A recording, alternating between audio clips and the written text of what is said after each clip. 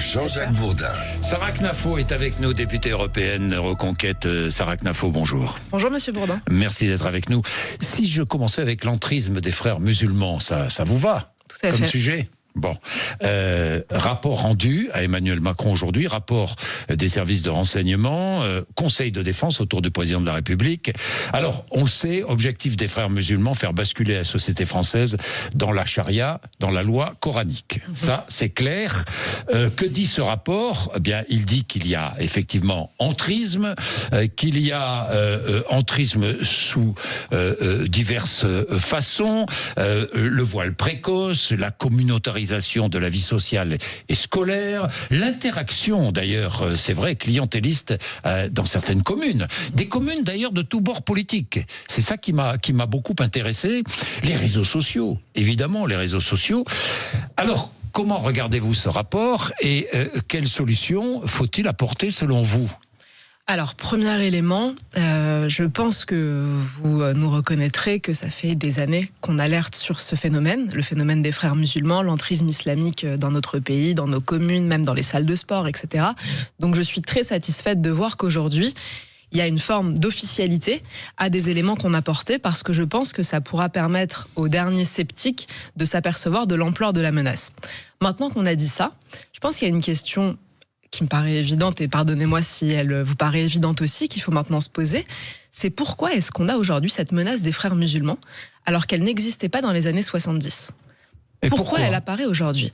La réponse est simple, parce qu'on a accueilli, depuis, des millions d'immigrés venus de pays musulmans. Quand on accueille chaque année 500 000 étrangers, qui viennent pour les 3/4 de pays musulmans, on s'étonne ensuite d'avoir cette menace. Pourquoi cette menace n'existe pas en Pologne, par exemple ? Alors, parce que justement, ils n'ont pas eu cette immigration musulmane, ils la refusent, c'est un combat de tous les jours pour eux. Une fois qu'on a dit ça, je pense qu'il faut d'abord, pour pas être excessif, admettre un premier élément.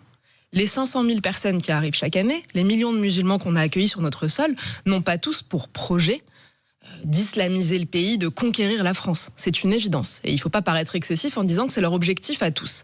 Là, on parle de quelques stratèges des frères musulmans qui ont cet objectif, mais ces gens-là ont un carburant qui est la démographie, les gens qu'on a accueillis.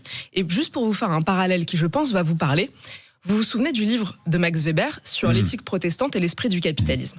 Max Weber dit, pour aller vite, que le protestantisme a engendré le capitalisme. Une fois qu'on a dit ça, ça ne veut pas dire que Luther, tous les protestants, voulaient créer le capitalisme. Mais il se trouve que dans leur religion, ça portait en soi les germes de la création du capitalisme. Je fais ce détour pour vous dire. Oui, c'est vrai que c'est plus compliqué que ça avec les protestants, d'autant plus qu'entre Luther et Calvin, il y a de considérables différences et que beaucoup de protestants ont lutté ardemment contre le capitalisme. Tout à fait. Enfin bon, ça c'est un autre débat que je vais pas ouvrir là. Mais alors je le clos en vous disant seulement que bien malgré soi, des masses, une démographie importante peut créer des phénomènes même si elle ne voulait pas le faire. Est-ce qu'il n'y a pas bon, vous dites, on va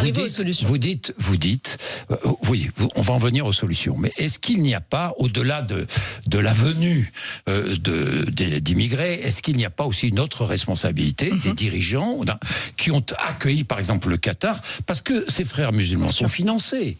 Et ils sont financés par qui ? Ils étaient financés par le Qatar, l'Arabie Saoudite. Aujourd'hui, moins l'Arabie Saoudite, mais toujours autant par le Qatar ou le Koweït. Vous avez entièrement raison. Pourquoi est-ce que j'essaye de faire ce détour ? C'est pour vous expliquer que si on luttait demain, effectivement, contre les frères musulmans, contre cette mouvance, et il faut le faire, on ne résoudrait pas pour autant tout le reste du problème, c'est-à-dire l'islamisation du pays. Et c'est pour ça que je vous parle du carburant des frères musulmans, si vous voulez. Ce que je trouve schizophrénique, c'est qu'on a un gouvernement qui demande aujourd'hui à la DGSI de contrôler ce phénomène des frères musulmans, mais un même gouvernement qui autorise ses fonctionnaires dans les préfectures à apposer des centaines de tampons tous les jours sur des titres de séjour pour continuer d'accueillir le carburant de ce phénomène. Ça, c'est schizophrénique. Pour vous, c'est l'arrivée d'immigrants qui nourrit l'expansion, c'est-à-dire que l'entrisme des frères musulmans. Mais c'est plus compliqué que ça. Malheureusement, non. Regardez, quand bien même vous n'auriez pas de frères musulmans. Mais je vous parlais du Qatar, mais ça vous gêne un peu de parler du Qatar ou pas des responsables de ceux qui ont financé? Alors parlons du Qatar, Monsieur Bourdin. J'ai déposé un amendement au Parlement européen, il y a de ça 3 mois, pour dénoncer la corruption du Qatar. Vous savez pourquoi ? Parce qu'on a retrouvé des valises de billets contenant 500 000 euros chez une vice-présidente du Parlement européen. Tout ce que je vous dis est public, c'est dans la presse. On a retrouvé des sacs poubelles pleins de billets d'argent liquide, le Qatar qui corrompt des députés européens. Et en France ? Et en France ? Alors là, pour le coup, l'argent du Qatar est partout. Ça vous le savez. Il est dans le Paris Saint-Germain, par exemple. Il est dans le Paris Saint-Germain. Je pense que c'est pas le sujet qui va le plus menacer les intérêts vitaux de la France. Mais quand on voit, et vous avez raison, le financement de certaines mosquées, assez trouble. Quand on voit le financement de certaines salles de sport, quand on voit certains prédicateurs qui se retrouvent avec énormément d'argent payé par qui, là vous avez raison, la question se pose. Donc on a des moyens de lutter contre les frères. Que faire ? Première chose, effectivement, il faut lutter contre cette mouvance. Pour lutter contre cette mouvance, je pense qu'il y a des moyens assez précis. Fermer leurs écoles de formation, il y en a une à Château-Chinon qui est connue. Il faut évidemment lutter contre ce financement dont on a parlé, qui vient notamment de puissances étrangères et qui contribue à cet entrisme. Il faut empêcher ces listes communautaires et les interdire autant que faire se peut. Il faut évidemment faire fermer ces salles de sport dangereuses, expulser les prédicateurs étrangers qui prêcherait la haine de la France sur TikTok ou sur n'importe quel réseau social, etc. Ça, c'est une évidence. Maintenant, ce que je vous dis, c'est qu'une fois qu'on a fait ça, on ne résout pas l'entièreté du problème. Donc, il faut se mettre à lutter contre ce que j'ai appelé le carburant de ce phénomène. Le carburant, c'est arrêter l'immigration et devenir conséquent. On ne peut pas accueillir chaque année des centaines de milliers de musulmans et leur dire qu'une fois qu'ils sont chez nous, ils n'ont pas le droit d'appliquer leur religion. C'est quelque chose d'aberrant. Soit on se dit que l'islamisation du pays est quelque chose qui nous gêne, et dans ce cas-là, il faut en tirer les conséquences. Il faut en tirer les conséquences. J'ai entendu ce matin interdire le voile. Non, attendez, je parle d'islamisation du pays. C'est l'islamisation du pays qui pose un problème. L'islam en France, pas interdire l'islam en France. Pas jusque-là. Vous m'avez entendu tout à l'heure, je vous ai dit, il n'y a pas de projet de chacun des musulmans, ce serait aberrant de dire ça. En revanche, plus on accueille de personnes qui pratiquent cette religion avec une grande inconséquence. On les accueille et une fois qu'ils sont là, on leur dit ça nous dérange. Peut-être qu'il faudra arrêter d'accueillir dans ce cas-là. Et ceux qui sont déjà là, il faut leur dire ce qu'on a dit aux autres religions. Ce que la France a fait avec le protestantisme, on en parlait, ce que la France a fait avec le catholicisme, ce que la France a fait avec le judaïsme, il faut être prêt à le faire aujourd'hui avec l'islam. C'est-à-dire dire aux musulmans, ce n'est plus à la France de faire des accommodements raisonnables avec l'islam, mais aux musulmans de faire des accommodements raisonnables avec la France. Et en cela, arrêter les traces d'islamisation du pays. J'entends Gabriel Attal ce matin qui propose d'interdire le voile aux enfants de moins de 15 ans, de moins de 15 ans. Moi, je pense que le voile, c'est tout ou rien. Soit on dit que ça nous dérange en France, et dans ce cas-là, pourquoi au moins de 15 ans ? Quand on a 16 ans, c'est bon. Quand on a 16 ans, il n'y a plus de problème. Donc pour vous, c'est l'interdiction du voile dans l'espace public. Dans l'espace public. L'interdiction des tapis de prière en entreprise.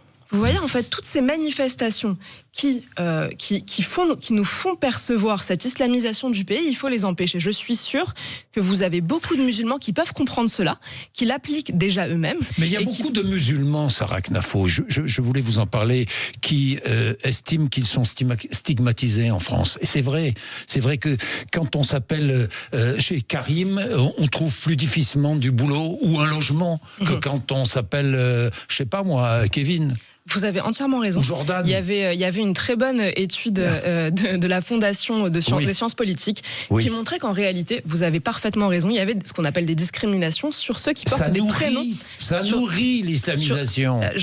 Sur ce point-là, parce que vraiment c'était passionnant.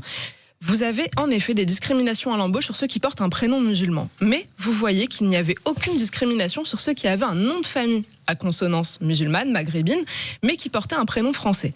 Comme s'il y avait une sorte de prime à l'assimilation, c'est-à-dire une prime à embaucher quelqu'un qui nous ressemble, qui a fait un effort, quand bien même il viendrait d'un pays musulman, quand bien même il pratiquerait sa religion. Je pense qu'en France, il y a une grande tradition de laïcité. On a travesti la définition de la laïcité. En réalité, la laïcité, c'est la discrétion de la religion dans l'espace public, pour essayer de dépassionner les relations entre les uns et les autres.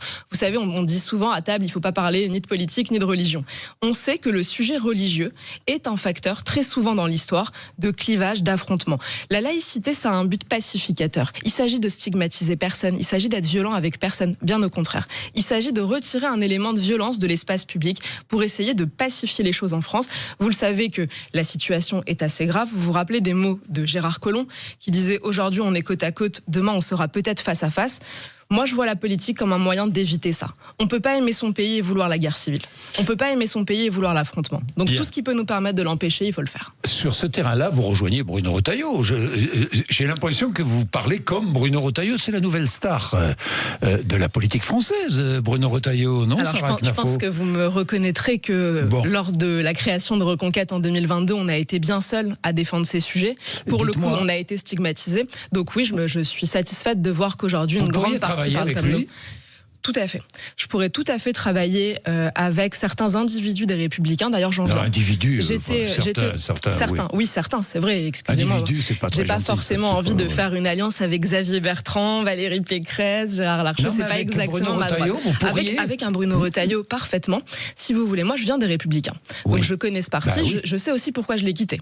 Je sais aussi pourquoi je l'ai quitté. Et le sentiment que j'ai, c'est que quand ce parti est livré à lui-même, c'est-à-dire si ce parti-là avait le leadership sur la droite, malheureusement, je crois qu'il retomberait dans ses travers. Et ses travers, c'est de toujours vouloir plaire au centre et à la fin plaire à la gauche. Quand vous avez vu le discours de victoire de Bruno Retailleau, à ses côtés, on voyait Gérard Larcher, on voyait Michel Barnier, on se disait c'est pas possible. Alors en fait, c'est le retour des gens qui ont toujours été là. Moi, quand je vois ça, je me dis certains individus, je pourrais tout à fait travailler avec eux. Je pense qu'on partage énormément de convictions.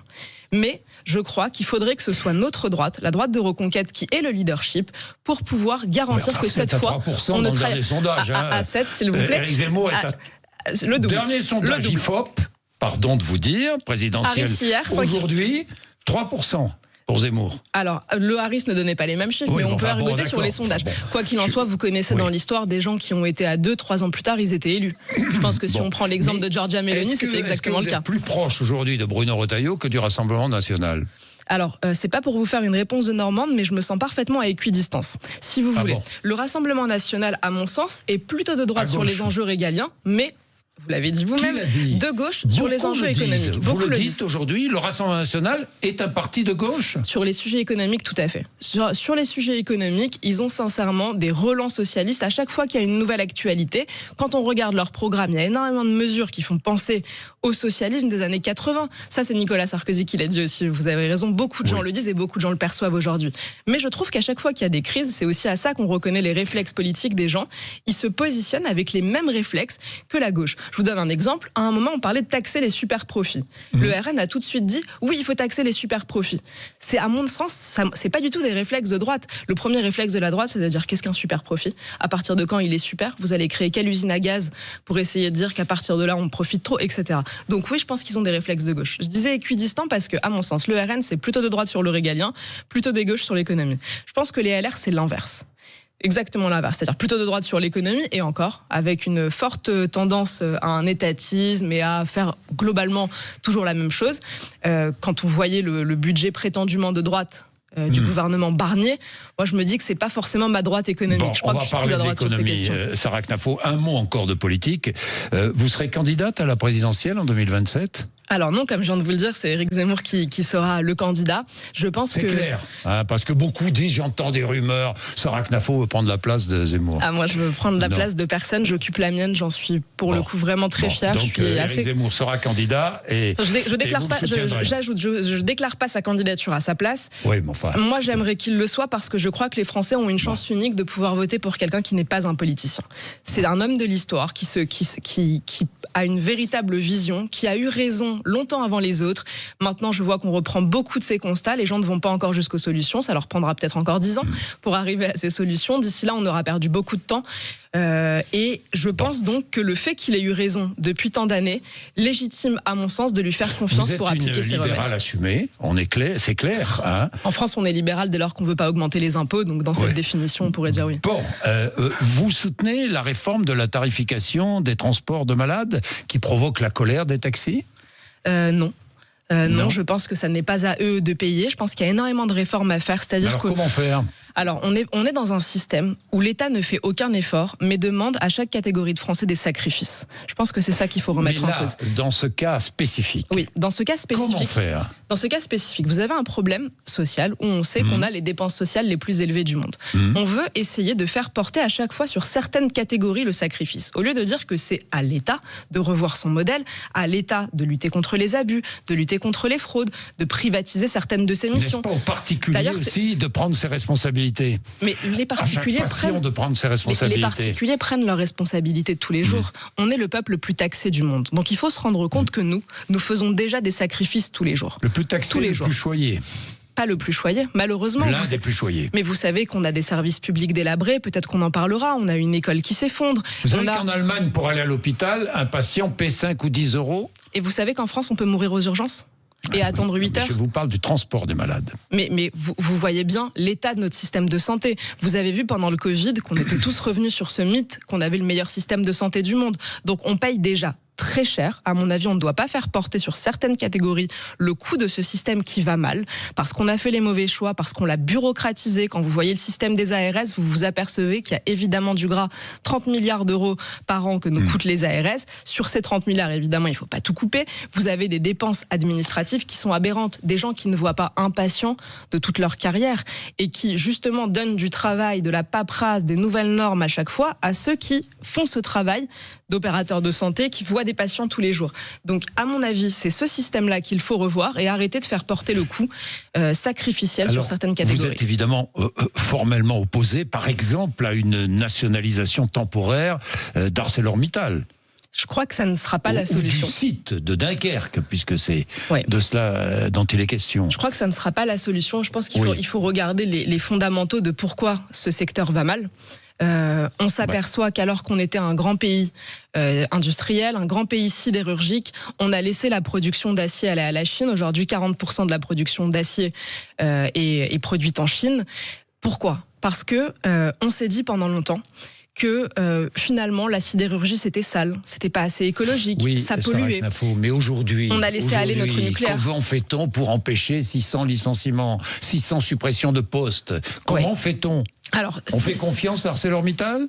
Non. À la direction ? Je pense qu'il ne s'agit pas de faire confiance, il s'agit de réfléchir pour traiter les causes. Je vous disais tout à l'heure la même chose sur les frères musulmans. Si on ne traite pas les causes à la racine, donc là, les causes, le coût de l'énergie. Dans l'immédiat. Investissement dans le nucléaire, immédiatement. Réduction des charges massives. Suppression totale des impôts de production, qui sont les impôts les plus aberrants qui existent en France. On est le seul pays à agir comme ça.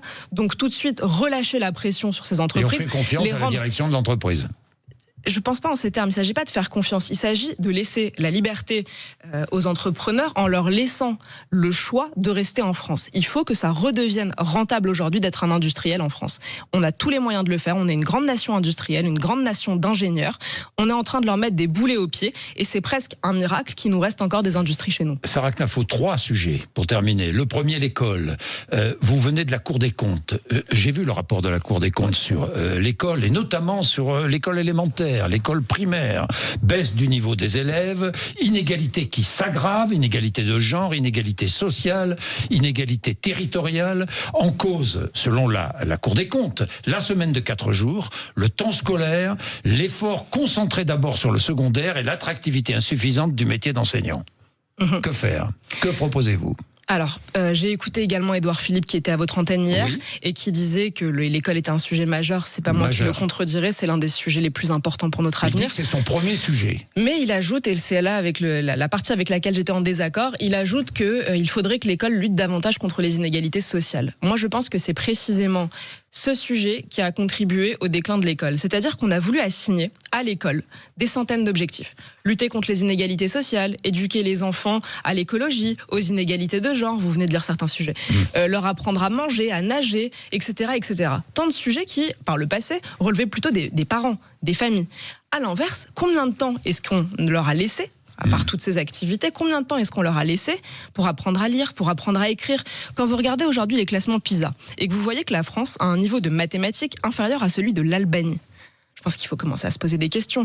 Pourquoi ne nous dirions pas, il faut assigner un objectif à l'école, instruire les enfants. Et c'est parce que les enfants seront instruits qu'on luttera contre les inégalités sociales, pas l'inverse. Si on cherche uniquement à lutter contre les préjugés à l'école, alors on n'apprend plus ni le français ni les mathématiques, ou en tout cas on ne consacre pas assez de temps, c'est ce que tous les enseignants vous disent.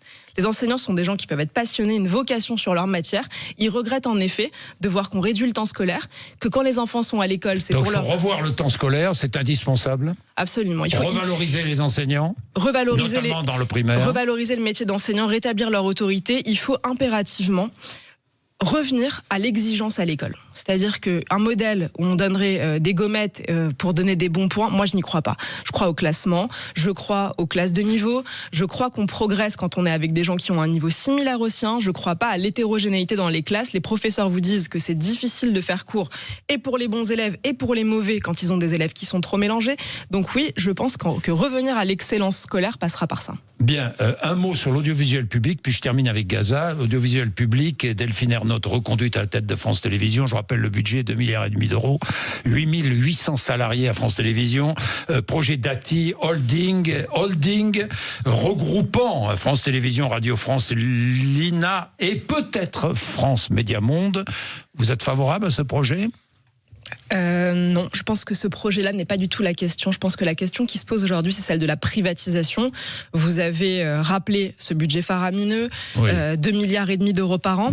C'est-à-dire qu'il faut dire aux gens qui nous écoutent que tous les ans, ils payent un abonnement forcé à France Télévisions de 83 € par personne, en moyenne. Donc il faut leur rappeler qu'aujourd'hui, à l'heure où vous avez d'autres chaînes, pour citer un exemple, TF1, qui est le concurrent direct de France 2, qui a des parts de marché plus importantes, lui, ce groupe-là, fait un bénéfice de 200 millions.